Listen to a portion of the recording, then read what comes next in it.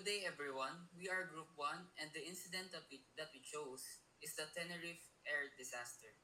The group members are Gian Tizon, Winston Nuez, Joshua Rebellion, Clark Benaventura, Klein Martinez, and Lava Peace Lawrence Mar. Let me call on Joshua Rebellion for the overview.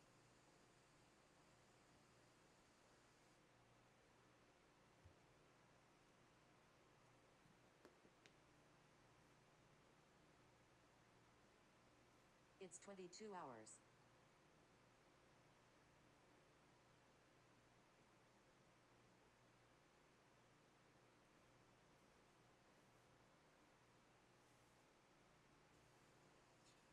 For the main causes, next slide please. Terrorist bombing and diversion. A terrorist bomb at Las Palmas Airport forced the diversion of both jumbo jets to the smaller, ill-equipped Los Rodeos Airport in Tenerife. Inadequate airport facilities and staffing. Los Rodeos was a regional airport with limited capacity, short staff, air traffic control, and no ground radar to track planes in poor visibility. KLM refueling delay. The KLM captain's decision to refuel caused a significant delay and made the aircraft exceptionally heavy, which later contributed to its inability to clear the Pan Am plane. Rapidly deteriorating weather. During the delay, dense fog rolled in, reducing visibility drastically below safe takeoff minimums. Next slide, please.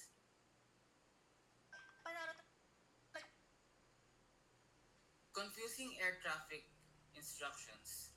Ambiguous instructions from ATC, partly due to language difficulties, led to the Pan Am crew struggling to find their correct runway exit.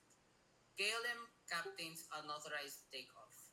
The KLM captain initiated takeoff without explicit clearance, mistaking an ATC route clearance for permission to depart. Breakdown in cockpit communication. A hierarchical cockpit culture in KLM made it difficult for the co-pilot to challenge the captain's erroneous decision to take off. Pan Am's runway presence.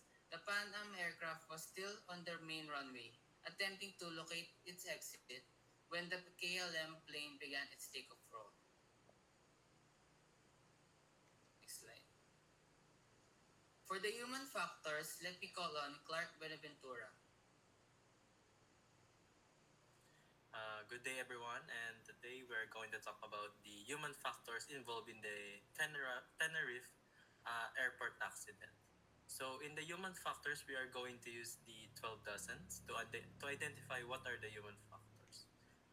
First, we have lack of communication. So, in here, there is a misunderstanding between the KLM and Pan Am and the ATC, where the accident happens because uh, an example of this is the ATC cannot be understand whether the Pan Am aircraft will turn left in the third or fourth exit of the runway. Next is complacency. The KLM captain assumed clearance was given. So in the video, we can see that the KLM captain was about to take off already without the clearance given. And due to the weather condition, there's no visual. The captain still want to take off already without even the clearance. That is because for complacency, and probably because the captain or think that he was one of the best pilot out there, especially in the KLM company. So he thought that his decision was the best decision of all, especially in the aircraft. Next is the lack of knowledge. So ambiguous and phraseology not standardized. So in here, just like the example in the lack of communication, there were lack of knowledge between the conversation of the ATC between the KLM and the Pan Am aircraft. Next is distraction. So there are stress of delays and time pressure. So because of what happened to the terrorist attack back in the other airport, which is the Palmas Airport, there were stress given to the pilots, and there were delays and time pressure. Of course, given the time that the passenger were waiting a long time to go to their designated destination. At the same time, there were stress to the pilots because if they have more delays, or if they have more flight hours, they could lose their license. Okay, next slide. So there is a lack of teamwork found in this accident. Weak challenge from first officer and the flight engineer. So this flight officer and flight engineer are these are the crew present in the KLM aircraft, where they cannot talk back to the captain, even though the captain is um, being high up himself, thinking that he can do everything. So the first officer and the flight engineer cannot talk back because, after all, the first officer was the one given the license coming from the captain. Lastly, for my part, is the fatigue, long duty time and waiting on the ground. So there were fatigue found in the human factors in the accident because they were waiting for a lot of time in the ground, waiting for the Palmas Airport to open up again. So next for this report is for G and Tisa.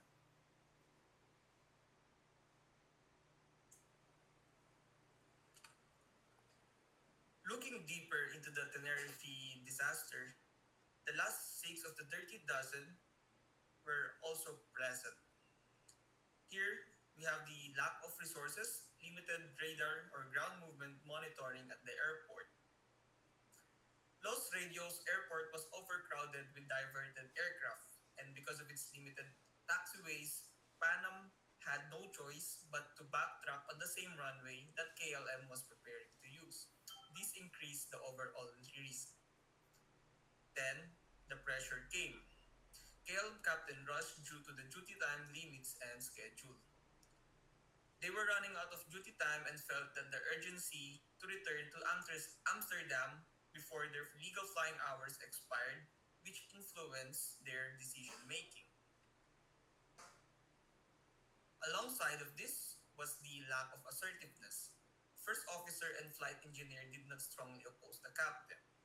The first officer and the flight engineer did question the captain's decisions to take off, although they didn't push him firmly to stop the aircraft until clearance was given.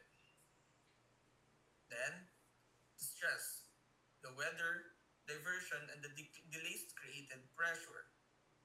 The situation was worsened by stress.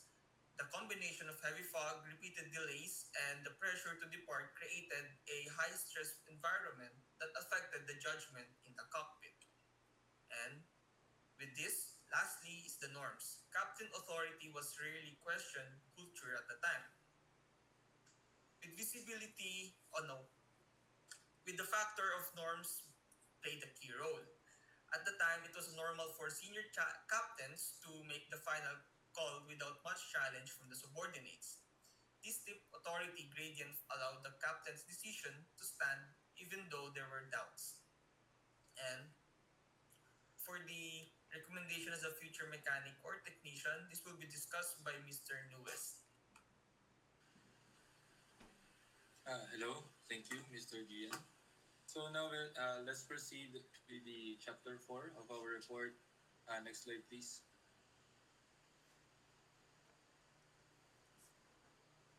So, uh, from what we've heard from our report, it is important to have a clear communication. As seen with the accident, it is important to use simple and standard messages when it comes to relaying technical issues or problems, instructions, or maintenance actions. It is also imperative to avoid using the following languages or habits, such as the usage of slang words, casual words, unclear messages, and incomplete details. So it's based on the report. The very example on that is the communication between the air traffic control and the KLM flight crew. which is the air traffic control gave them instructions about their route on after the route that they will do after they take off, but they did not, or the air traffic control or ATC did not tell the KLM to take off. But apparently, from what I am reading here, is that the air traffic control, uh, some guy on the air traffic control said the word take off, which is misunderstood by the flight crew. They took it as the chance or the clearance to take off. So they use it to proceed on the takeoff uh, process, which is not the intended purpose on that. And also, as seen with the reports, or based on the reports, the air traffic control and the KLM flight crew seems to have been using basic or casual language, which is not standard. For example, here, they are saying something like okay, which is not the terminology that is commonly used when communicating with one another, and also take off. I think there is an appropriate term for that, but that is not the case, or that is not the terms that they have used, which led to them being confused and misinterpret the lines that they are saying to each other. And also along somewhere along the way, or somewhere along the conversation, there is some interference from the another flight, which is the Pan Am.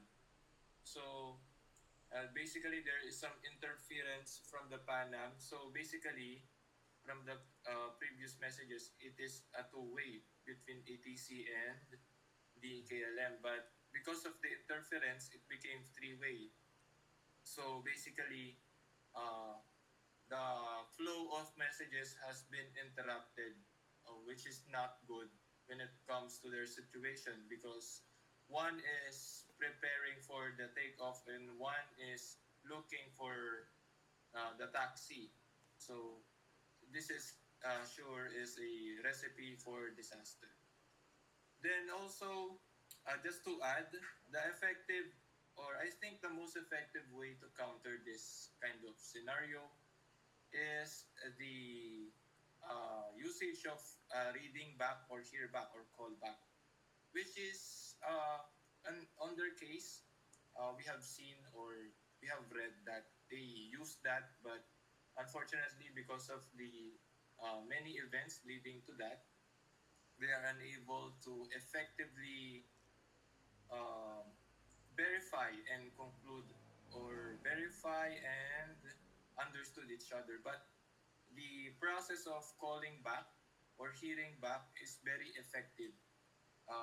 Not even, or it is very effective, uh, including in our field when it comes to maintenance, because uh, using that kind of process makes you as a mechanic and the other person or other mechanic to understand each other, because when you repeat the last, or when you repeat the instructions, for example, you have been instructed to fix something, and then you basically repeat what the other person say. So it tells the other person that you have understood the instructions that they have said, because you are uh, repeating what they said clearly. So it is redundant, but it's highly effective when it comes to maintenance and also for the safety. So next slide. So the next thing is the importance of accountability. So in the case of Tenerife, so as my groupmates said a while ago, there is the authority of the captain of KLM, not challenged by the other flight crew, like the first officer and the what do you call this? The first officer and the flight engineer. So they have not challenged the captain's orders to proceed, even if they know that something is wrong. So in our field, it, it is highly advisable to report and question things, especially if it is regarding the safety of others, because that is our priority maintenance or uh, as a crew. Overall, the our goal is to lessen the accidents, because it is very true that we cannot clear or we cannot prevent any accidents to happen. It is impossible. But the thing that we can do is to lessen or minimize the damage. So basically, if we report and question things, regardless if your superior or senior will stop you, that is good, because one senior being mad at you will be a good trade-off compared to thousands or hundreds of lives dying because you followed the wrong person, or you followed the wrong instruction. So basically, for example, if your senior mechanic tells you to fix something in the wing, and then you notice that there is a bump or there is some irregularity on the surface of the wing, but when you report it to your superior, they said that it's okay. But deep inside, you know that this will highly affect the lift of the aircraft when it is in the air, because the surface of the wing is not even anymore. So without a doubt, that will affect the lift. But you have given two choices here. So one, will you follow your superior, or two, will you report this to the authority, which is the right thing to do, especially when it comes to our field, that including many lives, including the lives of the passenger, the flight crew, the maintenance crew, is at risk. So it's important to report things, even if uh, your superior tells you that it's okay because that will not affect. But by standards, you know that it is highly standard to report things, especially to avoid accidents. And also, decisions must be derived from everyone's point of view, because we are a team. So basically, uh, when on the field, we have the pilots, right, and the mechanics, and the other crew or the other employees. So basically, we need to cooperate or coordinate with each other, because if we did not, we will not be able to effectively effectively minimize the dangers that is associated with our job, especially in aviation, where dangers are everywhere and almost anything can be at risk when we do things half-hearted. Okay, so it's important to be assertive, but it's also important to do that with the splash of professionalism. So of course, when you report something, don't do it like haphazardly. Do it in a professional way that it will not affect someone personally. Okay, so that's it for my part. So I'll be calling Mr. Lawrence to report his part. Mr. Lawrence Labatus. Thank you. So thank you, Mr. Nures. For my part, as a future mechanic, so one thing that I recommend based on the documentary that I just watched is the emergency exits of the two aircrafts. So, especially to ensure that all emergency exits are meticulously maintained, fully functional, and capable of quick and reliable operation. Uh, this includes the door mechanisms, slides, and the structural integrity because some emergency exits does not fully capable to function, and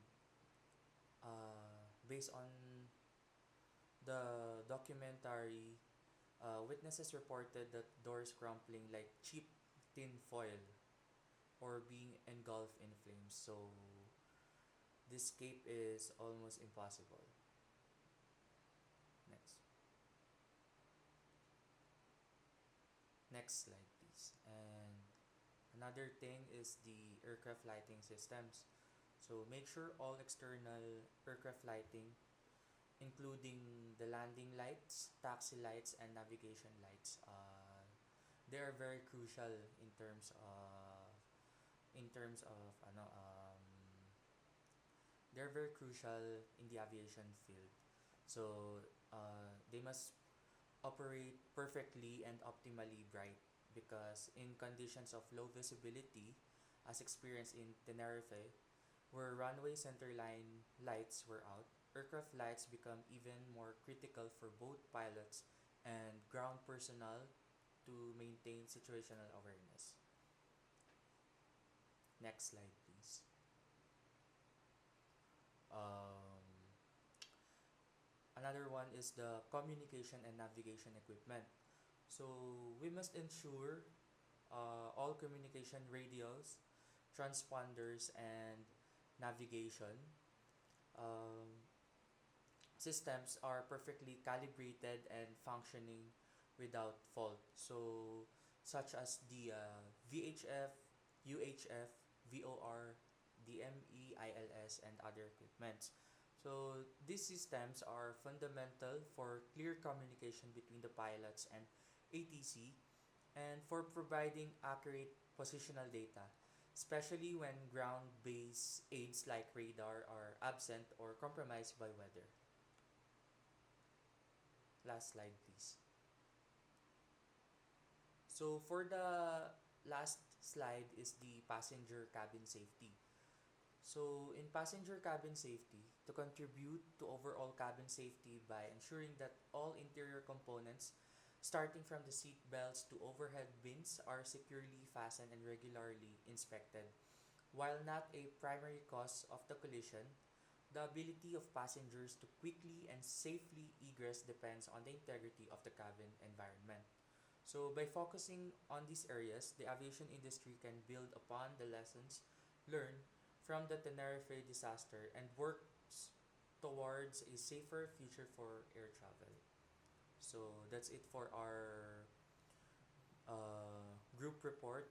And by the way, last quote, as a future air mechanic, my role as a future aircraft mechanic is very crucial when ensuring the physical integrity and functionality of the aircraft safety system, which indirectly contribute to prevent disasters and mitigate the impacts of it. So, um, aside of that, another thing is on the documentary that I just watched is that mostly it's the KLM's captain fault, because the captain of KLM lacked the necessary clearance to take off, and he proceeded to do so despite his inability to see ahead. So, furthermore, he had to refuel before departing, which resulted in both aircrafts in the worse weather conditions than if he had refueled at that designated location. So, that's it. And thank you for listening.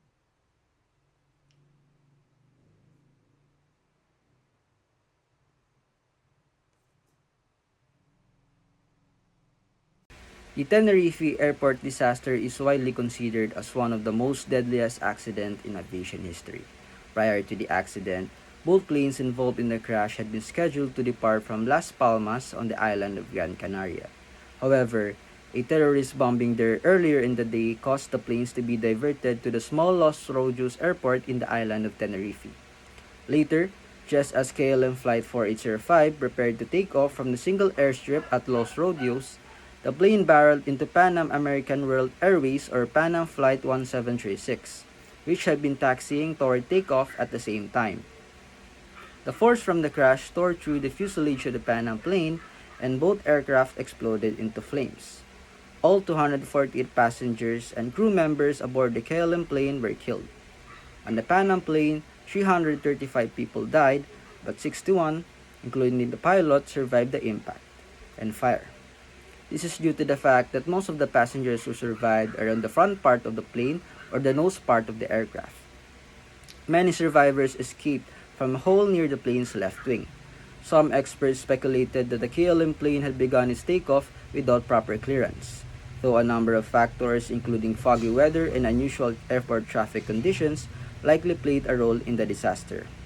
Now may I call on Klein Martinez for the next part. Thank you.